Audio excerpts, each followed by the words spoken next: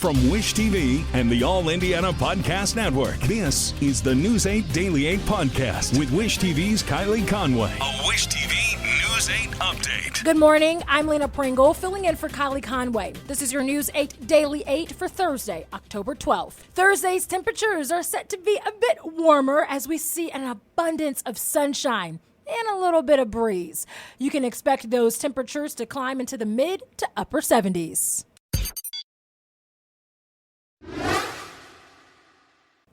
U.S. Secretary of State Antony Blinken says he comes before Israel as a Jew.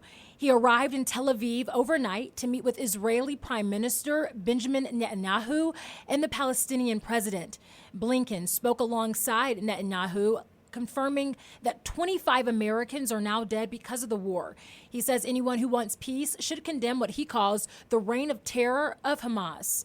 Blinken's visit comes as Israel Defense Forces say they're carrying out a large-scale strike on Hamas targets in Gaza. Palestinian health officials report 51 new deaths in the latest airstrikes, pushing the count of dead in Gaza to more than 1,200.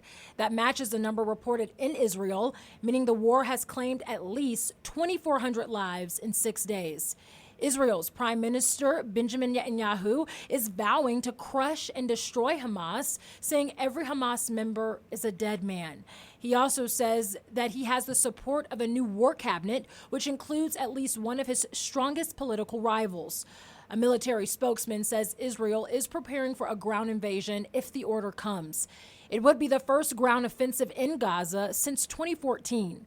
President Biden says there are Americans in a count of some 150 hostages that Hamas militants are holding in Gaza.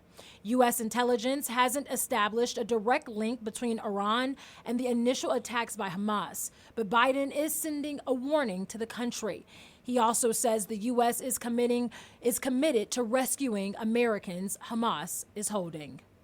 People in Zionsville are standing in solidarity for Israel. The prayer circle happened last night outside a storefront on Main Street. Bob Goodman has owned this business for more than 20 years and says he's willing to offer support to anyone in need. Goodman says he's been following these developments from the Middle East every day this week and adds he wasn't surprised when Janelle Morrison, the event's organizer, reached out.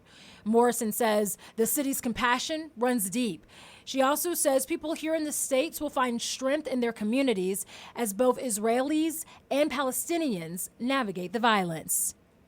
A pro-Palestinian demonstration is set for Monument Circle today. Organizers are calling for America to end its aid to Israel and for Israel to free all Palestinian prisoners.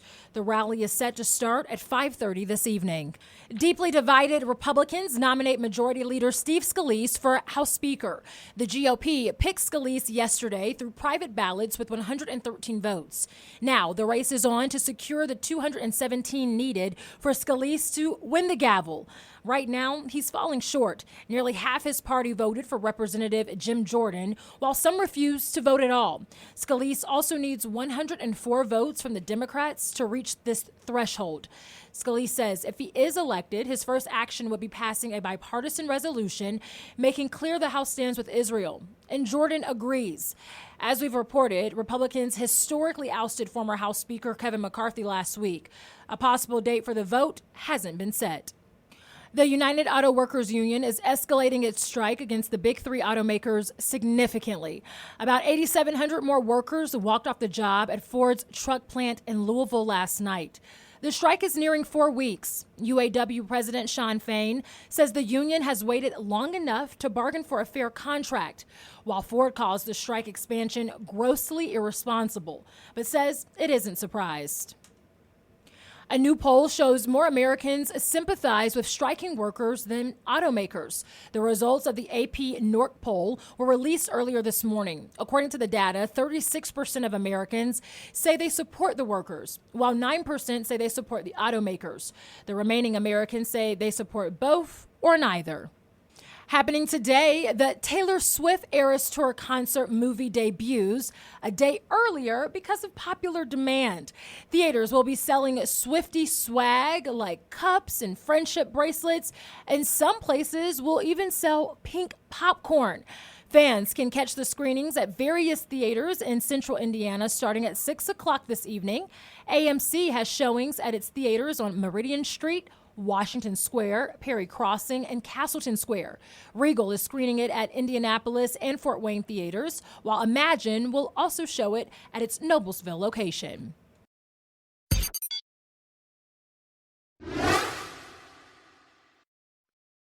Turning to business headlines, where a new study finds what people are cutting back on as student loan payments resume.